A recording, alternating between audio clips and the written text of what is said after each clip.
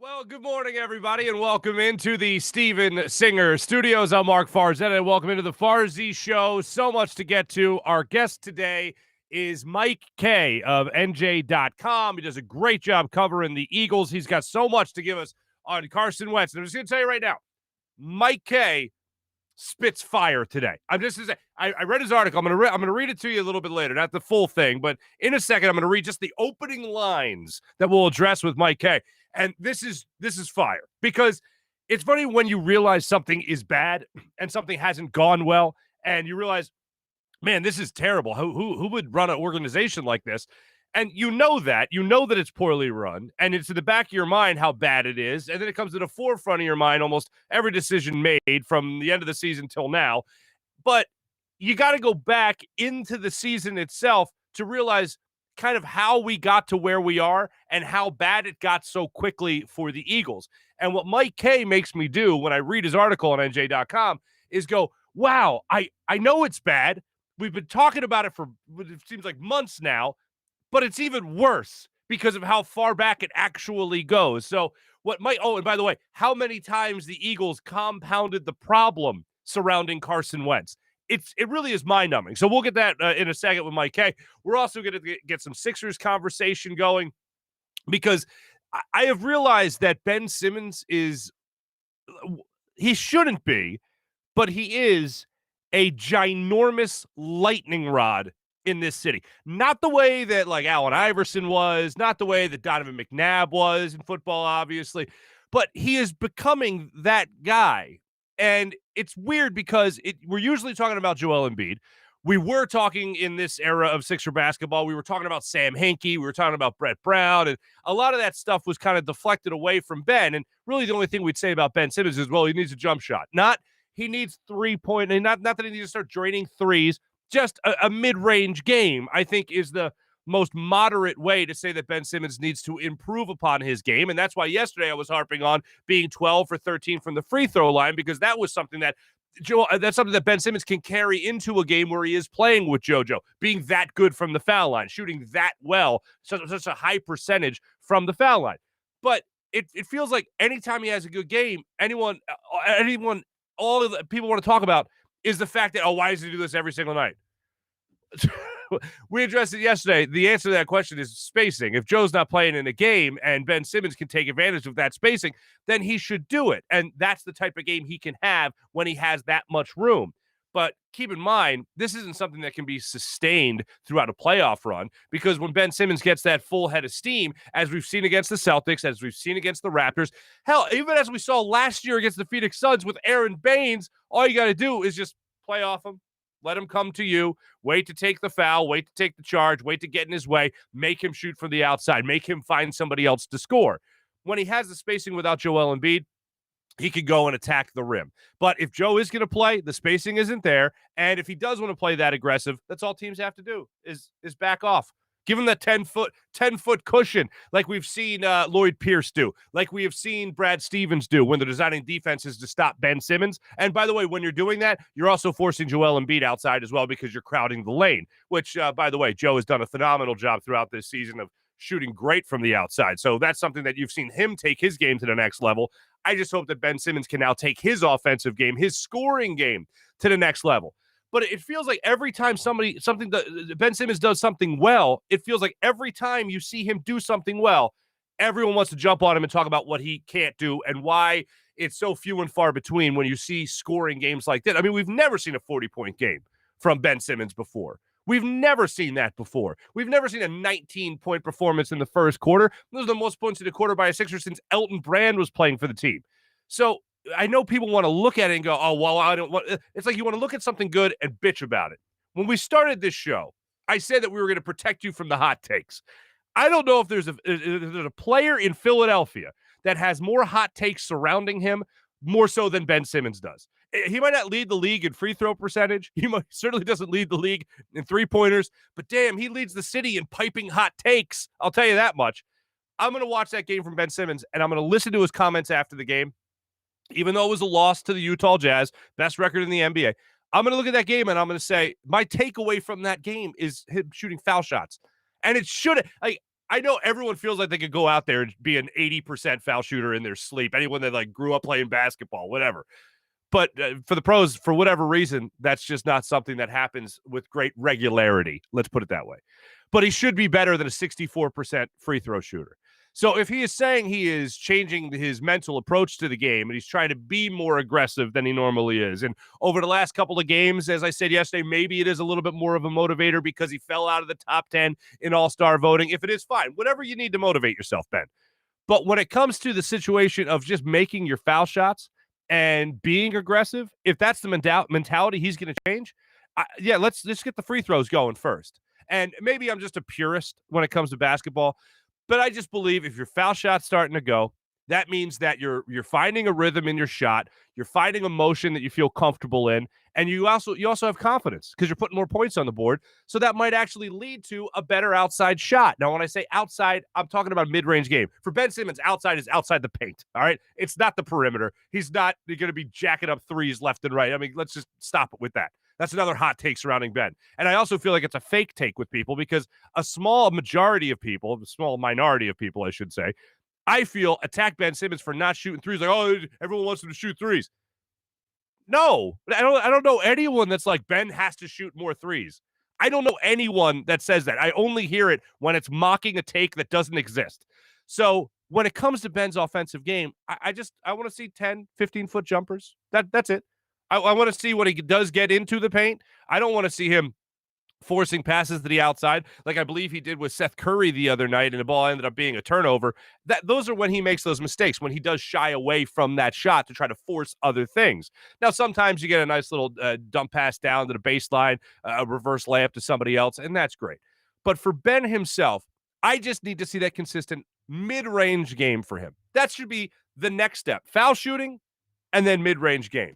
And hopefully we'll see a little bit more of that aggression tonight. Now, Joel Embiid, I expect him to play tonight against the Houston Rockets. 7:30 tip-off. By the way, side note, looking through the rest of the schedule to the All-Star break, it's nice to see just 7 o'clock. Hate West Coast trips. But anyway, 7:30, tipping off tonight against the Houston Rockets. You hope to see Ben, at least from the foul line, have that same type of mentality if Joel Embiid does play. I believe he's probable tonight with back tightness still dealing with that. And Shake Milton, who all of a sudden looks like the absolute sixth man of the year. If Joel Embiid not playing in the game and seeing how bad the Sixers can play, not the Utah game was notwithstanding, if that's a vote for him to get the MVP, then watching the Sixers play without Shake Milton coming off the bench is a reason to give him a vote for sixth man of the year. I think that goes without saying. But watching them play tonight, I want to see the same type of things from Ben Simmons. I want to see the same type of aggression, something similar to that at least, and definitely the same type of free throw percentage. That's something that I know he can carry in from game to game. And if that's his mentality changing to be a better scorer that way, then by all means, let's have at it. So I look forward to seeing what the Sixers have going on for themselves tonight in Houston. We'll get to some more of the scores going on in the Eastern Conference a little bit later in the show with our morning rush. Very interesting night in Boston, going up against the Nuggets. That was a wild game, and some other crazy games, especially with the Brooklyn Nets playing again without Kyrie Irving and without Kevin Durant, as we talked about yesterday. But Kyrie Irving showed up to the game with a walking stick, not in a walking stick, but with a walking stick. So that happened. Let's get to this real quick with our good friend Mike Kaye. Mike Kaye, I thought, wrote poetry yesterday on NJ.com. And if you don't read him regularly, I highly suggest you do. He really is one of the best in the biz covering the Eagles right now. Here's the headline. And I don't know if Mike wrote this or not, but it's definitely eye-grabbing. No matter how the Carson Wentz saga ends, Eagles have lost. And I feel like that might sound like clickbait, but when I read it, and as I told you before, it's not a hot take if you believe it. And this is, I feel, the best way to put it, because the way the Eagles have talked about this whole situation with Carson Wentz and handled this whole situation with Carson Wentz makes you feel like there's no positive end in sight. Because what's the positive end? Let's just be optimistic. They get 2 number 2s. They get a number 1 in return. They get a starting player in return. Even if that's the case, then are you going to look forward to Howie Roseman making those draft picks? No, as we've talked about a million times already. So they already feel like they've lost. Now, here's the first couple of sentences from Mike Kaye's article. If Carson Wentz were a 3-bedroom, 2-bath in Philadelphia, the Eagles would have closed this deal in less than a week. Even in a pandemic, housing is hot, as anyone should know looking at houses right now. But it's a buyer's market for the fixer-upper quarterback market. In all likelihood, the Eagles will take a bath when unloading Carson Wentz. After investing heavily in him, a 4-year, $128 million contract, they won't get the return on the investment that they're trying so desperately to squeeze out of any NFL sucker. In the clickbait headline world that we're in, I always suggest, go ahead, click it, and then read the first couple of paragraphs, maybe two, and then say, all right, I'm in or I'm out. I was in when I read this because it started the gears going. And I know we've talked about what's going to happen a lot with Carson, and that's something we'll talk about with Mike Kaye when he joins us in a couple of minutes. But what's really fascinating about all this is that instead of looking at where we're going, let's talk about where we've been. And the Eagles, we all know, to get from 13 to 8-2 in 2016 to trade up to get Carson Wentz, they gave up a haul to be able to do that. And they basically swapped first-round picks with the escaping me right now, I'm blanking, but to basically move up to that spot and go up to get Carson Wentz. It was puzzling to me that we knew it was either going to be Jared Goff or Carson Wentz, and then as time went on, they, of course, took Carson Wentz. So I'm looking at it, and I'm thinking, all right, that's a lot for a guy that's coming out of North Dakota State University, 1 AA type deals, and I'm thinking, I don't know if this is the guy. And I don't know if this is the guy because of the school he went to. I don't know if this is the guy because of the time he missed, and his team is still really, really good, 8-0 without Carson Wentz en route to another championship there at North Dakota State. And also the other thing that Howie was picking him. And then you watch him play 2016 and you go, damn, he's pretty good. Then you watch him in 2017 and you go, damn, he could be an MVP. And then, of course, he gets injured. And ever since then, we haven't seen him return to that form. He played great at the end of the 2019 season during that winning streak to close out the year. He played great, set NFL records for not having a, 500-yard receiver, like a whole slew of those guys, nobody 1,000 yards. Like, it was wild to watch him play towards the end of that season. But even then, it was something was missing, and it more so had to do with the rest of the team than it did Carson Wentz. But the Eagles trade up to get him. That's the first investment. Then the Eagles bring him back from injury, and he disappoints. And Nick Foles carries him to the playoffs for a second straight year. So that was interesting. And then you watch the Eagles invest heavily in him, financially speaking, as Mike Kaye points out, with a $128 million contract at the time, the most guaranteed money ever given to a player. And you're still scratching your head over it. And then he comes out and doesn't look like he earns that money, looks terrible. They also invested in him when they traded away Nick Foles, or when they let Nick Foles walk. He bought back his free agency with $2 million. He bought back his free agency, so they let Nick Foles go. Again, another investment, doubling down, tripling down, quadrupling down on Carson Wentz. And then, oddly, after all this investment in Carson, they do something to throw a monkey wrench into it all. They draft Jalen Hurts. And Carson Wentz is obviously still your starter, which we all expected. But with this investing in him, I don't feel like they did everything they could to try to capitalize on their investment before they got to this point. And that is what is so crazy to me. Why, after you let your Super Bowl MVP go, why, after giving so much guaranteed money to your quarterback, especially after everything trading up to get him and all that, why would you draft a quarterback in the second round in a spot that you could have added maybe offensive help, like Dobbins, for instance, J.K. Dobbins, to be able to bring him in and be a running back in this system? And now it seems like the Eagles want some type of return, a running back return in a Carson Wentz deal. So many times you've invested in him and you said, you know what? I think we're done now. And Carson, he's been following all this, and he's like, oh, yeah, this team is building me up. They're building me up. They're building me up. And then all of a sudden, Jalen Hurts comes in here, and you're thinking, well, wait a minute, hold on. You could have drafted somebody to help me in this offense, another offensive lineman either. You could have done something else to help you right now, as opposed to making sure you had somebody there to back me up in case I get hurt again. Like, I get taking a quarterback. I don't get taking a quarterback at 53 overall, and we certainly talked about that to death over the last couple of months. But this whole time, you're looking at the Eagles and Carson Wentz, and you're thinking, how did we get here? It is like back in the day when the little TomTom directional apps used to say, recalculating because you're lost, you missed a turn. Man, this has been recalculating time and time again with the Philadelphia Eagles as if they had zero plan as how to navigate their own quarterback factory. And now you're going to be moving into an era for I don't know how long with Jalen Hurts. And I don't think anybody looks at Jalen Hurts and says, oh, yeah, this guy's the franchise guy. Like Hugh Douglas told us yesterday. He thinks that Jalen Hurts is going to be the starter, but that doesn't necessarily mean that he's going to be the franchise quarterback. He's not really Mr. Right, but maybe he's Mr. Right now. We at least know that Jalen Hurts is going to be Mr. Right now for the Philadelphia Eagles. So then you continue this whole process with Carson and the investments and all that, and you still can't figure out the means to the end other than moving on from a guy you've invested in so many times over. And probably the thing that hasn't been talked about enough in terms of trusting in Carson Wentz and trying to work out this quarterback situation to this point is how they handled Carson himself throughout the season.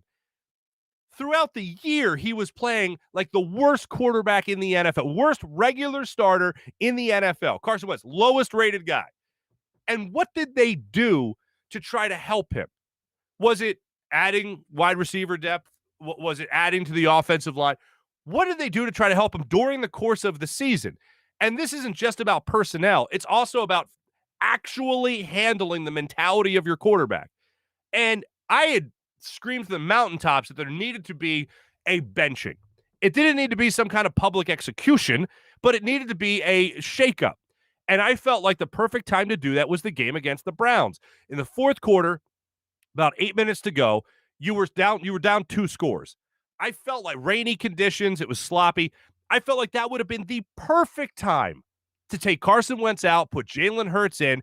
Everyone would know what was going on. But easy deniability after the game for Doug Peterson to just address the media saying, yeah, it was bad conditions. We were down 2 scores at that point. We didn't want Carson to get hurt, so we just thought we'd give some time to Jalen Hurts.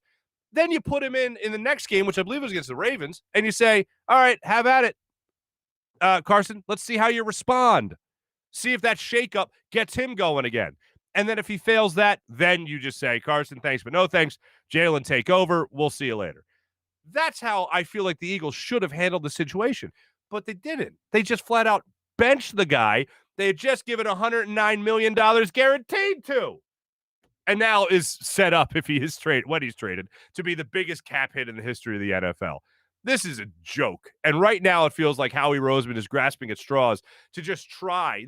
I said last week, this is Howie Roseman's fourth quarter. This is his 2-minute drill where he's not going to save his job, but by this one move. He's going to be the GM for at least the rest of this, for the next year of the Philadelphia Eagles. We know that. But this is his opportunity to say, all right, I can try to get a W here for myself in getting something in return for a quarterback that we thought was going to be great, even though we kind of screwed him over many times. And that's not to excuse Carson Wentz and not being able to handle this better. Bottom line is he needed to play better. As a quarterback in the NFL, you can't be consistently one of the problems.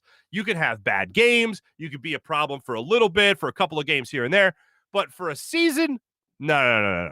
You can't continuously be one of the problems. And yes, offensive line was shoddy. Wide receivers were questionable. All that we can talk about. The game plan, questionable. All that goes into it. But just watching Carson Wentz play in his own right, you can't tell me that he wasn't part of the problem consistently throughout the year.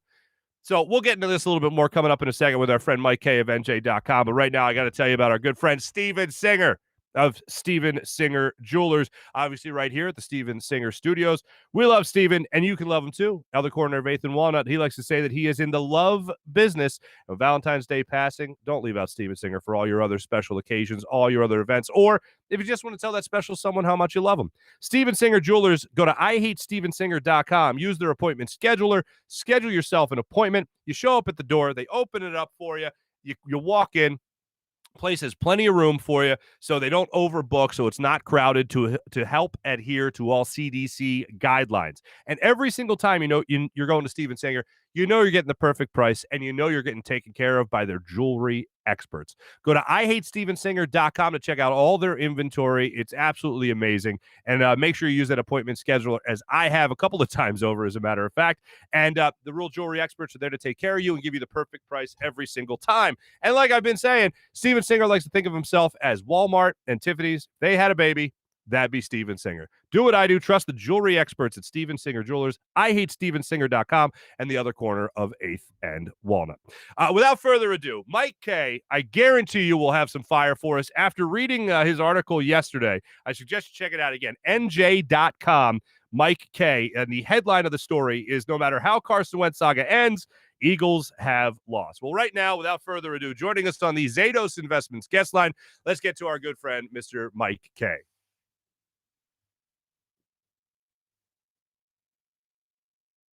And there's our man from NJ.com, Mike Kaye, joining the program. Mike, how you doing, man? I'm well. Can't complain. Awesome. Now, I got to say, you have been catching my eye quite a bit with your articles about the whole Carson Wentz fiasco and the Philadelphia Eagles fiasco, from Nick Sirianni to Howie Roseman to your most recent article, which I quoted earlier in the show today, because it really did grab my attention. And it likens Carson Wentz to a house on the market. and it's not exactly going well for that Carson Wentz housing market. And you really don't see any return that is likely to justify what the Eagles are going through right now, do you? Well, I think this is a sunk cost, right? And when you're looking at a sunk cost like this, look, you're essentially paying a sixth of your salary cap to have a guy not on your team. The value is inherently wrong no matter how you're dealing this guy, right? So look, I think trading him is the right thing to do. It doesn't mean that they're off the hook for a loss. This is a loss. This is the biggest debacle in recent franchise history, frankly. Wow. You've invested in this guy twice. They traded up for him. They let the Super Bowl MVP go. They then signed him to a 4-year extension, which, by the way, he hasn't even really hit yet. Look, I thought it was the right move at the time. Hindsight's, what it is, right? But sure. The reality is you're paid for results. And this isn't just a Howie Roseman issue. This is a Jeffrey Lurie issue. This is an organizational failure. This is a Carson Wentz issue, too. Believe me, Carson Wentz should not skate by. I see reports out there that he'd be a good soldier and he would do this and he would do that. Nah, okay? if that was the case, Mark, why would he be in the block to begin with? This is Carson Wentz. Yeah. This is Howie Roseman's meal ticket. Mm-hmm. Let's not make a mistake here. This is his shining example in his draft history, okay? This is a guy who could have won MVP. This is a guy who has led this team for 5 years. And everybody wants to make all these excuses about how the Eagles didn't try to build around him. That's ridiculous. Yes, they made the wrong picks. But if you look at the way that this team has been centered in their draft, it's been very offensive focused. Jim Schwartz didn't get a lot of help from premium draft picks during his time. So, this is an all-around failure. This is not just on Howie Roseman. This is not just on Jeffrey Lurie. This is not just on Carson Wentz. And I think we're so quick to find the guy to blame here, and I think that's utterly ridiculous. I mean, if you're going to be objective here, everybody has a piece in this disaster pie. Certainly. I mean, for a team to implode as quickly as they did after winning a Super Bowl, I mean, sure, they made the playoffs 2 years in a row after that, but to be at a 4-win season only 3 years removed seems just ridiculous, especially when you had a young MVP caliber quarterback supposedly taking over your offense for the foreseeable future. And I think the point you bring up is extremely valid. Yes, you can talk about all the problems that the Eagles have, but your quarterback can't consistently be one of those problems as Carson Wentz has been. Yeah, and I think the issue here is there's a lot of quick rush to put the blame on Wentz because of the leaks. There's a lot of it on the other side, quick to rush to blame on the Eagles for starting this narrative. The understanding here is twofold, okay? One, Carson Wentz clearly is not happy here. Whether he wants to be here or not, he's just not happy. That's evident here, okay? By everything reported, based on every action shown. That doesn't mean he's asked for a trade, but if he wants out, the second thing is Howie Roseman has very little to no leverage here, okay? I'm on record. I haven't changed my mind. How they handled the build-up to this trade market was masterful. They did a great job trying to build value. The problem is you're trading a guy after he played like the worst quarterback in the league last season. He led the league in interceptions and sacks taken despite only playing in 12 games. The Eagles have another quarterback on their roster. It is evident that a parting of ways would be better for both sides. The rest of the market sees that. And as I reported last week, look, the Bears have been aggressive and they have gotten very impatient with how this whole thing is played out, because it's hard not to feel like you're being used as leverage when you're in a 2-team trade market and it's been 2 weeks.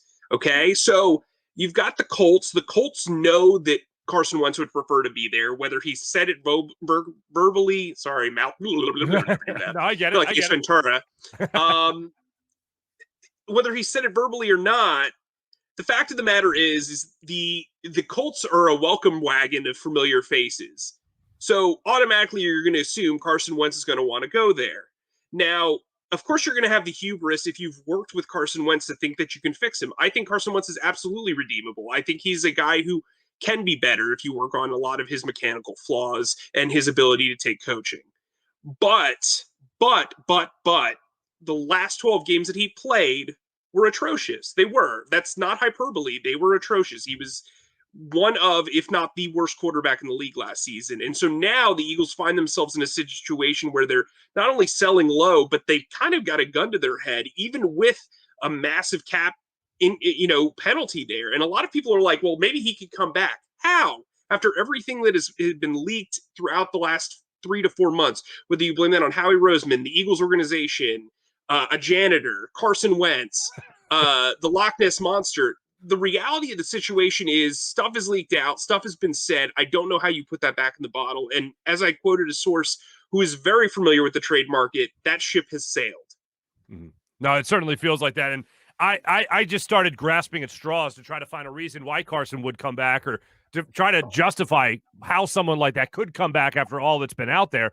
And the only thing that jumped to my mind, and again, I'm acknowledging this is grasping at straws, is the realization that he might not go to a place that he'd want to go to. So if it's only the Bears, and the Bears are only going to offer, let's say, at most a second-round pick or 2, and the Eagles turn that down, that would be the only scenario where I see Carson Wentz staying in Philadelphia. I still don't see it. But what I would say is this. He has every right to kind of hold out. And look, he's, as I wrote in that article that you mentioned, he's got kind of a pseudo no trade clause. If there's only 2 teams interested, and the Colts are one of those teams, and he wants to go to the Colts, the Bears have a really kind of, not as bad as the Eagles, obviously, but their cap situation isn't terrific either. So in order to make a trade work, he's going to have to rework his contract. Now, from the Eagles' standpoint, that's not good, right? All he has to do is have his agent go, hey, I don't want to go to, I don't want to eat at Portillo's. That's like that's really what can happen. And if that happens, the leverage to trade Carson goes. Here's the thing too: if the Colts are tired of being patient, yeah, they know that the Eagles want to trade Wentz and they want Wentz, and there's a deadline there. But really, they got to figure out their situation too. I've heard they've got some pretty good, cheaper backup plans if the Eagles aren't willing to budge. So they have leverage there.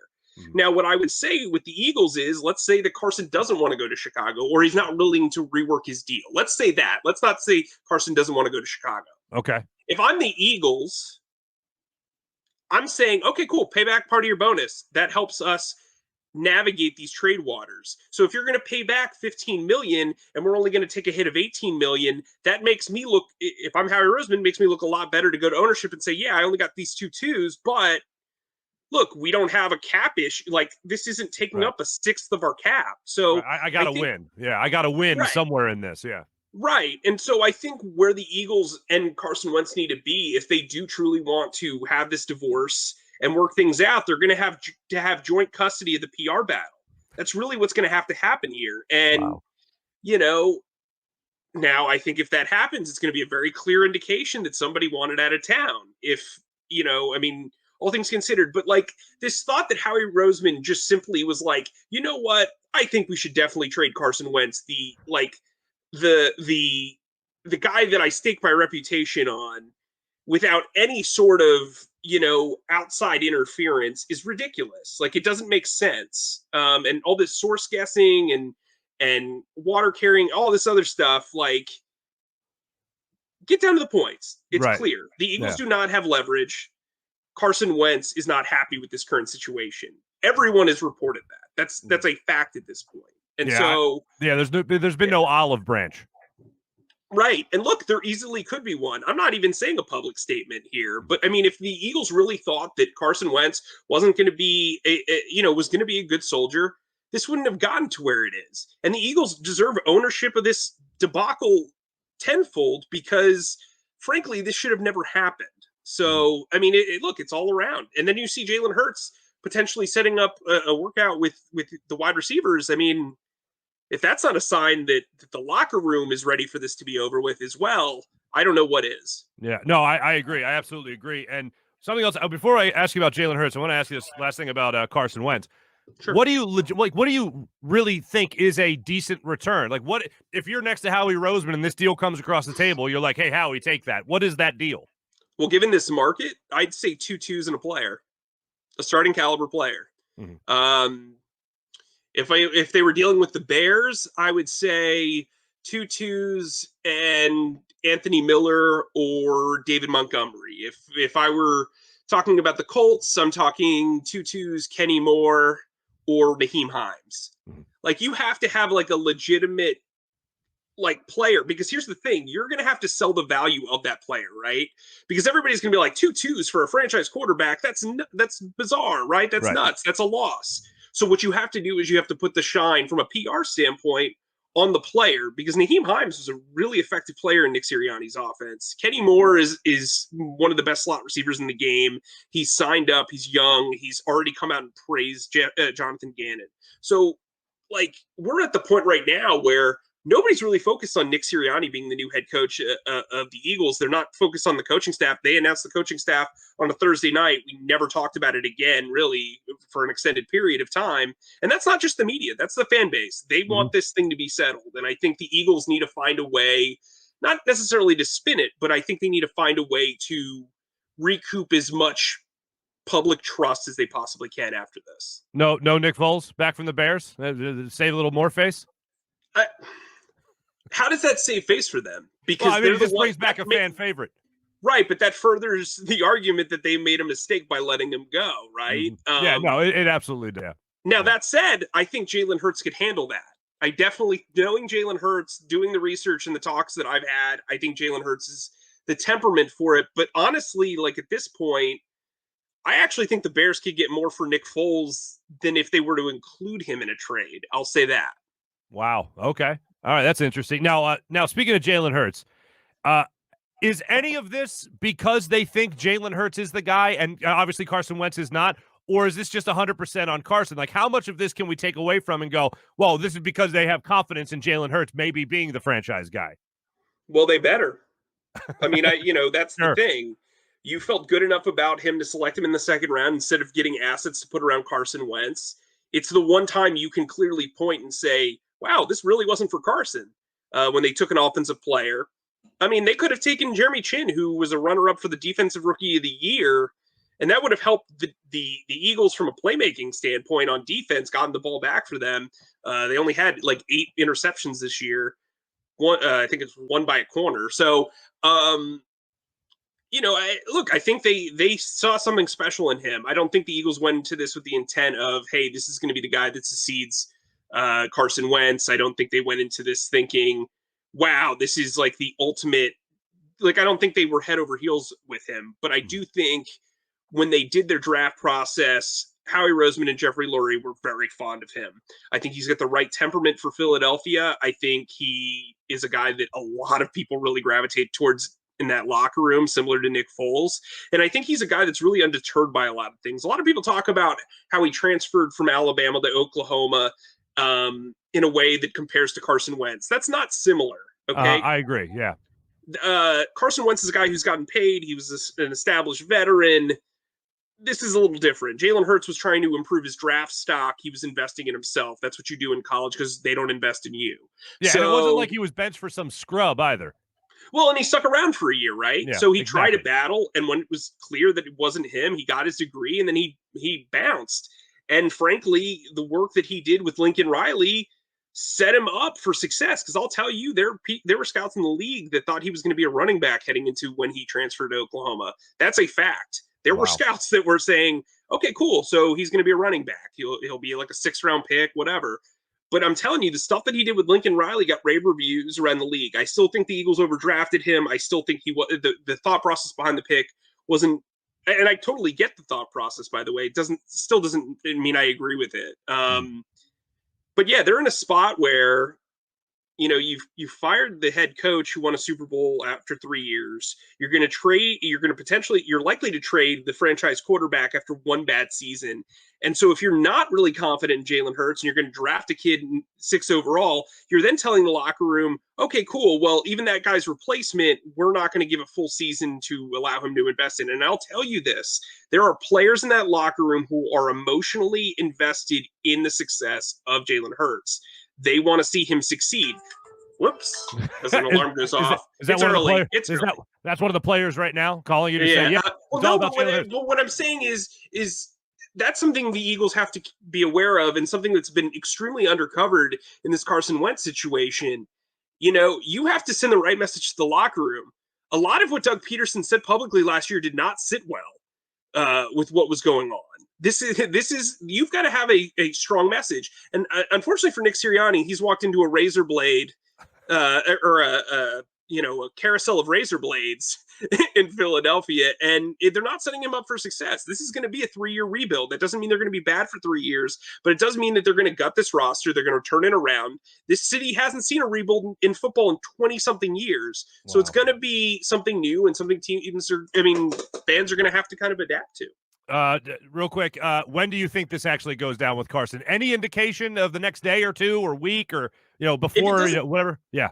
If it doesn't happen this week, it's not going to happen until around the start of the new league year. But I'll tell you this, they are not in a race against that deadline and that roster bonus on the third day of the league year. They're in a race against time with the trade market, because the second that the next shoe drops in this, quarterback carousel, they're losing leverage. Unless the Colts are the ones that make that trade, and then the Eagles can really do whatever they want, but they're still going to come back with a pretty crappy return. And just yes or no, do you see Zach Ertz being thrown in as a sweetener in all this? If it's the Colts, yes. Oh, if it's a call, okay, so more of the Frank Reich offense and all that? Mm-hmm. Okay. Mike Kaye, thank you so much. Check out his stuff. Mike, I mean this when I say this. You're one of the best in the biz, man. You do a great job covering the Birds. Check out Mike's stuff, NJ.com. Also, the No Huddle Show podcast. Is that it? Yep. All right, Mike Kaye, thank you so much for joining us, man. Appreciate it. Thanks for letting me yell at you. I'd rather have nobody else yell at me, my friend. Thanks so much.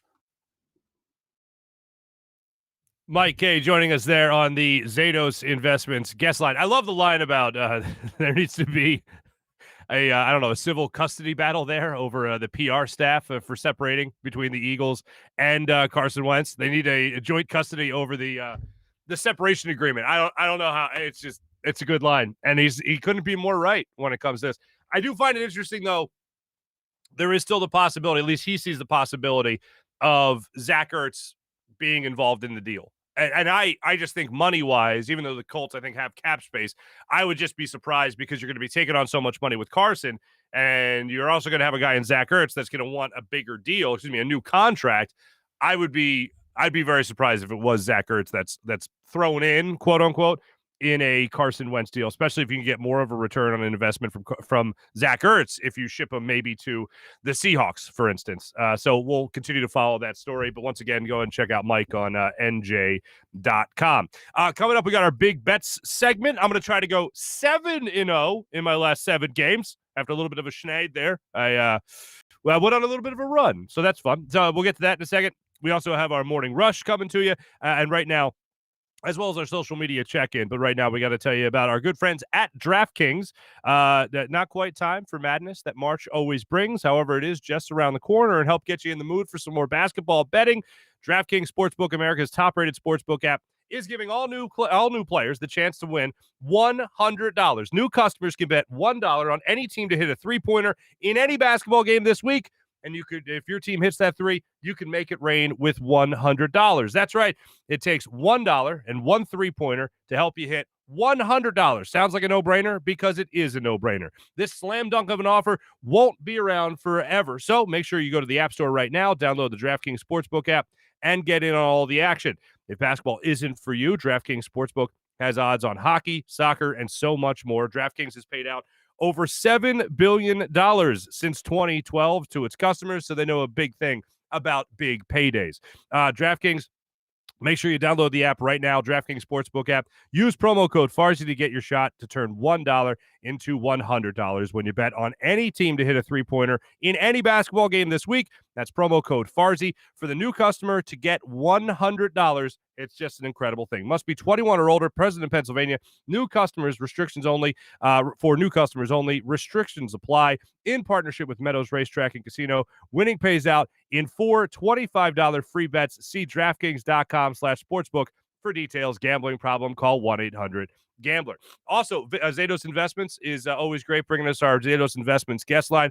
Right now, they're the up-and-coming real estate development and investment company in Philadelphia. They design and develop top-of-the-line custom homes all around the city, ranging from small single-family rehabs to ground-up new construction townhomes and condo buildings. Zados also works closely with their private investor base to provide them with substantial returns on their investment, ranging from 20 to 40%. These guys are crushing it right now in the Philadelphia real estate game. Some of their properties are just out of this world incredible. You can invest with Zados as well. Reach out to them at info@zadosinvestments.com or visit zadosinvestments.com for yourself. And as I said, make sure you ask Tom what Zados stands for. It's a good story. I'll just say that. Fan Up. Also, ladies and gentlemen, you can get some great times with Fan Up. Philly fans, if you want to be shot callers, NBA ballers like Diddy said himself, you got to go with Fan Up. You could win cash, Donovan Mitchell Gem Mint, 10 autograph rookie card, pair of Jordans, or all three. How about that? Download the Fan Up app right now. Days of playing fantasy sports are all over. You got to get with Fan Up. Super fun. Daily and weekly contests. Answer fun questions and rise on the leaderboard. Squad up with your friends. It's a blast. You'll have a lot of fun with this app. Fan Up, doing all things Philadelphia as well. So make sure you take advantage. It's fun. It's easy. The only place to win the hottest brand prizes as well. And maybe you get a hands on those Jordans. Not too bad. Any week or reason, make sure you take care and become the MVP of Fan Up for yourself. Download the Fan Up app in the App Store. Use promo code FANUP. You get 2,000 bonus points. It's Fan Up. May the best fan win. One more time, download Fan Up in the App Store and use promo code FANUP to get 2,000 bonus points. Fan Up. May the best fan win. Man, excuse me today, folks. I have to acknowledge it. I don't know what my problem is. I'm not sick. It's probably my allergies for whatever reason. They're just kicking my ass today. So, Miss Scusi for that. Do want to tell you about all we have to offer right now on the social media check-in, brought to you by our good friends at Steak and Maine in Northeast Maryland. Enjoy some great dining at Steak and Maine. Social media check-in. Two of the worst things that were said in Philadelphia ever in the sports world. One was Quarterback Factory. The other was Dream Team. And we're asking people right now on our Twitter poll, we're asking people about which was worse. I think Quarterback Factory was the worst thing that we have ever heard. It's worse than Gold Standard, because if you go back to the context of Gold Standard, Jeffrey Lurie was being asked about, I believe it was a training camp, was being asked about the salary cap structure. And at the time with Joe Banner, they were in phenomenal shape. They did great things money-wise. When fans hear Gold Standard, the only thing we give a damn about is whether or not you're the gold standard on the football field. And the Eagles were up and coming at the time that he made the remark. They were a team that had made the playoffs a couple of times, but they weren't by any means on the verge of becoming the Patriots in that dynasty. They weren't at the time becoming like the Rams were at the time, that had Kurt Warner and was the greatest show on turf and all that stuff. When fans heard that, they freaked out. When Vince Young came out and said Dream Team, at the time, with Michael Vick coming off an MVP year, Nnamdi Asomugha just added, and you had a corner again and all that. At the time, a lot of fans were thinking, okay, that's bold, but is he wrong? I feel really good about what's going on with this team. A lot of talent being added to the roster. At the time, okay, bold, but maybe back off that a bit. But it wasn't outrage. from the minute quarterback factory blah, blah, was blurted from the mouth of Howie Roseman, which he at the end of the season admitted that he kind of wished he had that one back. The minute it was said, me and I think all of Eagles Nation was just like, I'm sorry, what was that? Quarterback factory? I thought this whole time we were supposed to be trying to win more Super Bowls. No? Oh, well, I feel like an idiot. When Howie said it, we all lost our minds for a couple of reasons. One was the actual addition of, as we said at the start of the show, of another quarterback when you were supposed to have somebody else maybe come in and help the current quarterback that you've invested in 1,000 times over. To me, quarterback factory will forever be the dumbest thing I've ever heard from any front office executive and potentially maybe even player, maybe even sports figure in Philadelphia ever. Maybe the quarterback factory was the worst thing I've ever heard. And I know a lot of people do not disagree with that statement. And right now, it looks like about 75% of you agree that it's at least worse than Dream Team. At the time, Dream Team, I feel kind of good about this team, but that's bold. Quarterback factory, dumb from the get-go, and will forever be dumb. So that's our social media check-in brought to you by our good friends at Steak and Maine. Now time for our morning rush. So much to get to in the morning rush. We got a lot of NBA stuff I want to get to here. And we also have some great stuff. Morning Rush brought to you by our friends at Sky Motorcars. Check out skymotorcars.com. And we also have a happy anniversary. So we'll get to that and more in just a second. But I was watching some of the NBA games last night. A couple of big games going on in the Eastern Conference. Raptors, they were able to beat the Bucks yesterday, 124-113. Going into that game, I was actually liking the Bucks, but the Raptors took care of business. Giannis was 2 assists shy of a triple-double. He had 34 points. Fred VanVleet, I believe, dropped in 33 for the Raptors, so he's been pretty good this year. Celtics beat the Nuggets 112-99. The Joker with 43 points in that in a losing effort against the Celtics. Jaylen Brown had 27 for the Celtics. The Nets were down 21 at halftime. They came back to beat the Suns 128-124. James Harden, 38 points. Kyrie Irving did not play. Kevin Durant obviously did not play. He's got the hamstring injury, I believe it is. And they were down 21 at halftime, and Harden netted 38 points. Kyrie Irving, as I mentioned earlier, showed up at the game with a walking stick. He's got a flair for the dramatic, that guy. Hockey news. We get to talk hockey. Flyers return on the ice tomorrow night against the Rangers. They're going to be down 7 players due to COVID protocol. Down 7 players. At this point, I mean, I wish all those guys well.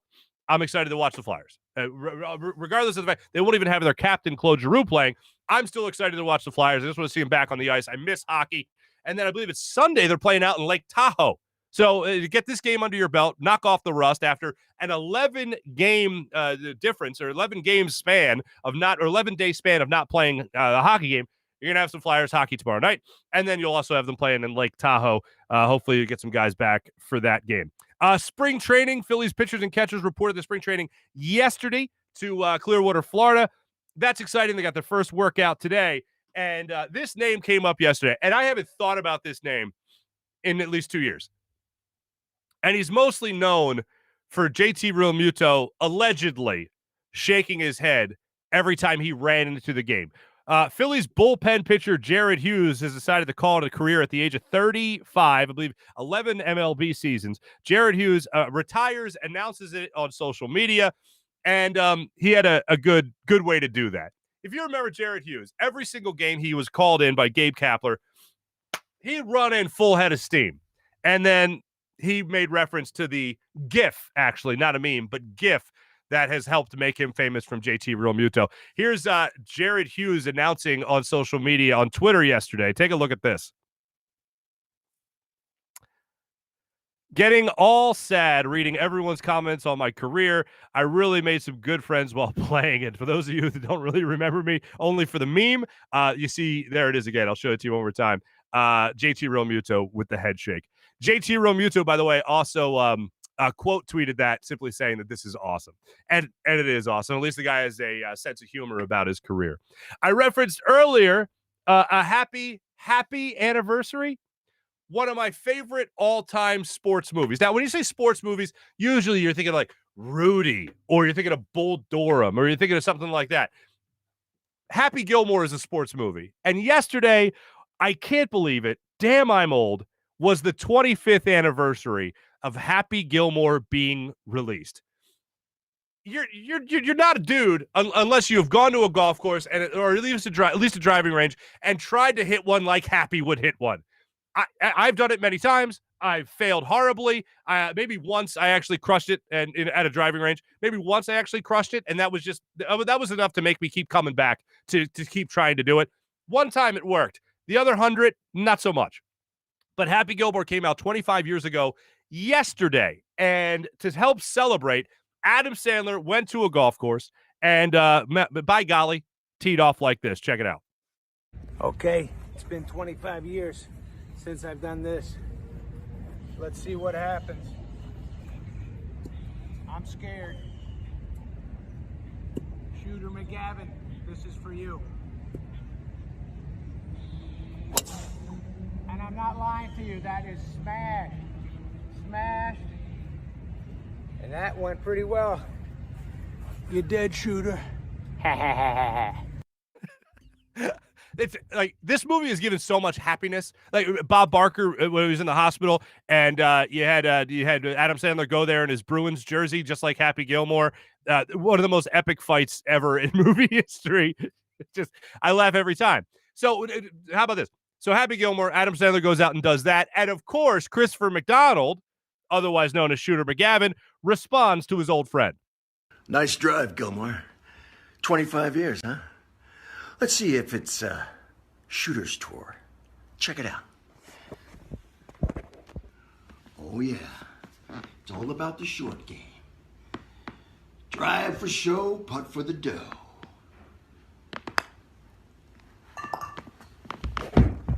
Money. Shooter. Still got it. Well, thank you to all the fans, and thank you to you, Adam Sandler. And, why don't you just meet me at the 9th green at 9, Gilmore? Little secret of the pros.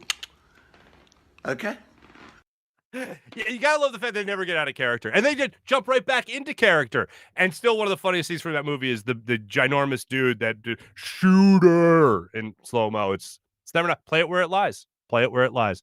So happy anniversary to Happy Gilmore 25 years ago yesterday. Let's move on to our Big Bets segment. I took the night off yesterday, and thank goodness I did, because I kind of like the Nets, the not being able to cover last night against the Suns. And, of course, the Nets ended up roaring back and beating the Suns, so thank goodness I didn't bet that game. But tonight, the game I actually like, and I never like back-to-backs.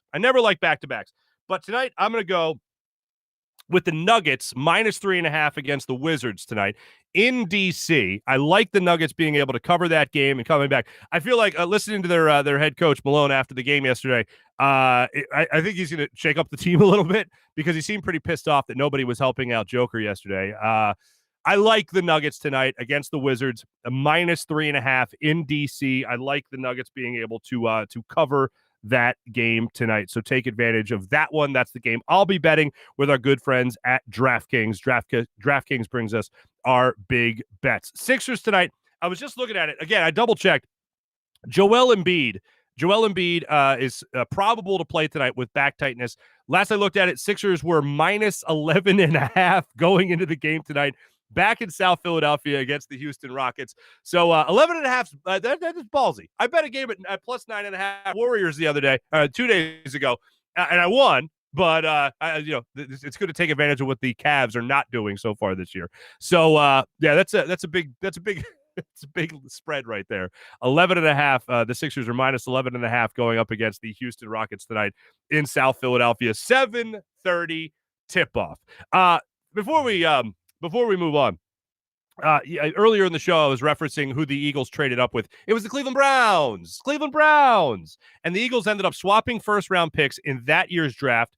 And it was Paul Podesta, the former GM, president of football operations for the Browns, that said, yeah, Carson Wentz, we don't see him as being a top 20 quarterback. Well, he was, briefly. So maybe in the end, he's right. But the Eagles ended up swapping first-round picks that year. Also giving up a first-round pick in 2017 that I believe they ended up getting back in the Sam Bradford deal with Minnesota. So things ended up working out there. But it was also a third and a fourth round pick given up for Carson Wentz. So, again, the moral of the story here, if there's two things you take away from today's show, one for me is watching Ben Simmons tonight against the Rockets and seeing with Joel Embiid back, because I think he is going to play tonight, with Joel Embiid back in the lineup, I want to see at least a smidgen of that same type of aggression from Ben Simmons. And most importantly, above all else, I want to see the free throws get sunk. That's really what I want to see. That is the most, that's the thing you could count on the most from game to game with Joel Embiid or without Joel Embiid is what Ben Simmons can do with the foul line. Just let me see that. Let me see. I don't need to see 12 for 13 again. Maybe 10 for 13. Maybe something closer to that. Maybe just something in that ballpark. Something above being a 64% foul shooter. Let's see that take a huge jump for the rest of the season. That's what I want to see from Ben Simmons tonight, who I, again, believe that there is no athlete in Philadelphia that is more of a lightning rod right now than Ben Simmons. Even Carson Wentz. The reason we're talking about him so much is because of a potential trade. It's not even so much about his play. It's about the potential trade that's out there. And then what else we're going to get? What else we got into earlier was what was revolving around Carson Wentz and the fact that this could still happen any given day. And it seems like the longer, according to Mike Kaye, it seems like the longer this goes on, the more the Bears might throw their arms up in the air and just say, yeah, the only team he wants to go to is the Colts. The only team you're going to make a deal with is the Colts. And we're not going to try to throw in a first-round pick just to ensure that we get this guy in Chicago when he probably doesn't want to come here anyway. And remember, that was the report that the big sticking point for Carson Wentz was whether or not he wants to go to the place in general. And if he doesn't want to go to Chicago, yeah, then Chicago's not going to just all of a sudden pony up a bigger offer that Carson's not going to want to go, that the Eagles are going to have to jump on because Carson's not going to go there anyway. You're not going to overpay for someone that doesn't want to be there. The only place I see this happening now, and it was at first ruled out, it's the only place that I really see is the Colts. And that was the obvious one from the get-go. It was shot down by Andrew Brandt, who's a former front office executive, was adamant that it's not going to happen. It seems like that's really the only logical place right now. And if that's the case, maybe you do. In that small chance, maybe you do end up unloading Carson Wentz and Zach Ertz to their former offensive coordinator, Frank Reich. And maybe that's the reunion that both of them have been waiting for a little bit. Thanks for watching the show. Thanks for listening. Of course, you can subscribe on YouTube at the Farzy Show. You can also check us out, as many of you have here, on Twitter. Appreciate you doing that, everybody. And we'll be back with you guys tomorrow. We'll talk more about Carson Wentz, and also we'll break down what happens between the 76ers and the Houston Rockets tonight in South Philadelphia. And also get you ready for a little Flyers hockey. That'll be exciting. Thanks for watching, everybody. Of course, subscribe on YouTube and, again, on all social media platforms. Thanks again. Jim Hyder produced the program, and this, of course, is a Josh Weinfeld Buzz Sports and Entertainment production. Have a great day, everybody.